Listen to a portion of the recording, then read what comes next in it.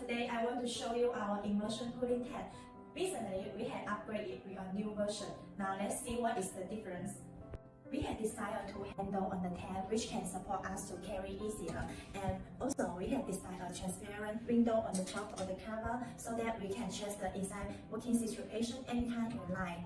And for the best selling point, we have designed a temperature system. You can set up the temperatures and monitor the working temperature anytime.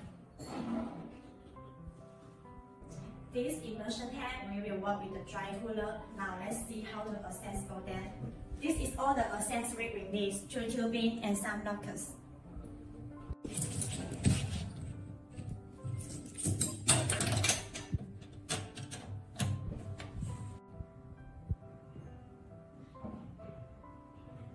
Now we have completed the assembly list. This is the oil in and this is the oil out. There is circulation by these 2 tubes. So this is all our complete system for the single unit immersion cooling box.